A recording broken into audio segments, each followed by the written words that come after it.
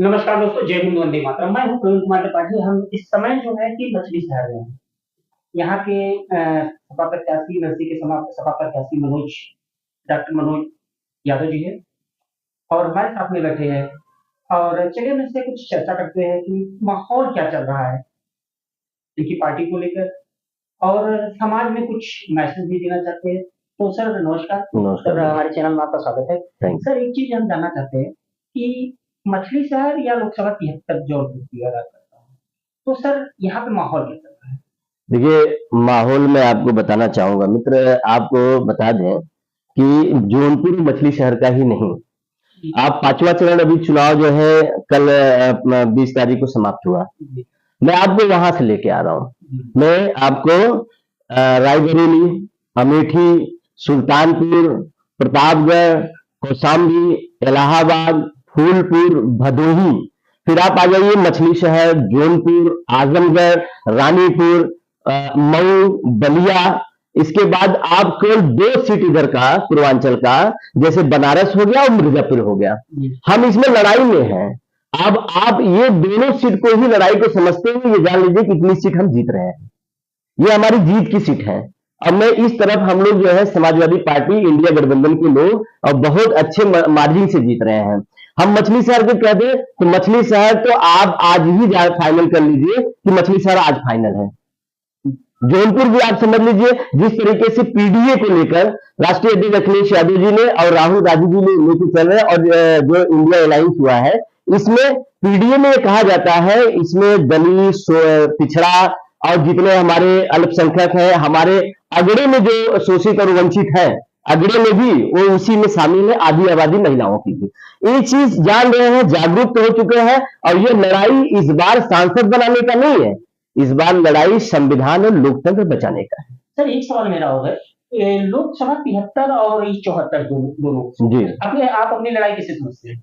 देखिए, आप जान लीजिए कि हम तो अब किसी से लड़ाई नहीं समझ रहे हैं, क्योंकि जनता जब स्वयं लड़ रहा है तो लड़ाई किसी से नहीं है।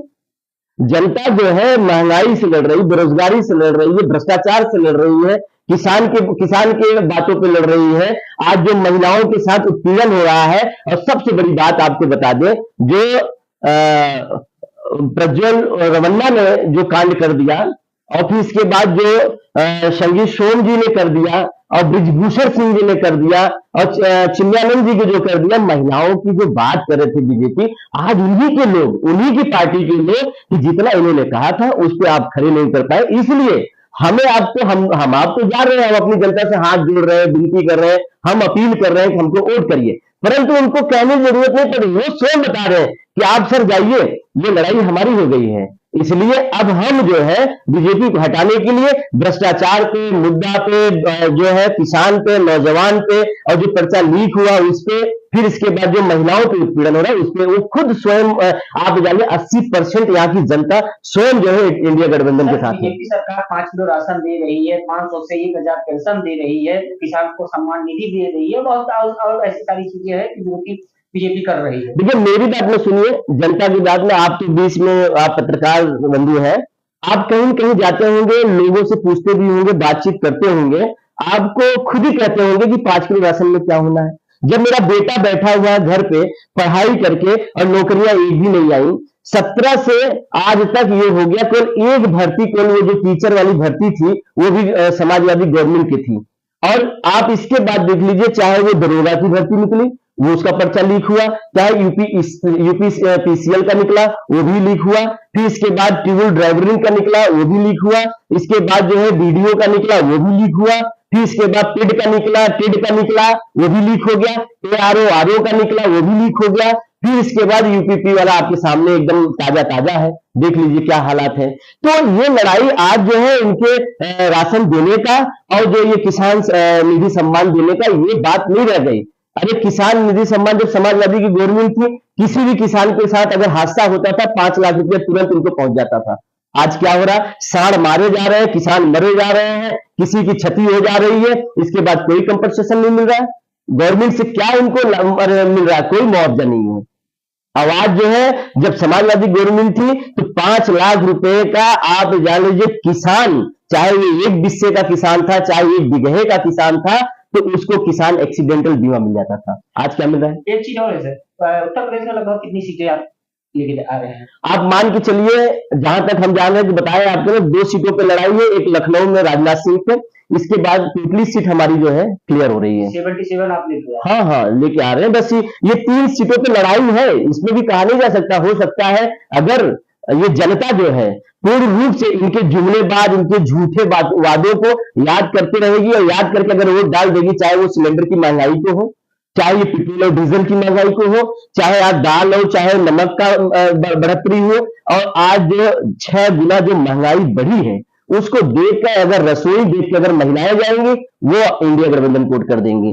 डीजल और पेट्रोल के जो हमारे आम आदमी डेली रेगुलर चलने वाले डेली बेस पे हैं, तो अगर पेट्रोल टंकी खड़े होते होंगे तब उनको याद आता है कि मैं इंडिया गठबंधन को दूंगा वोट।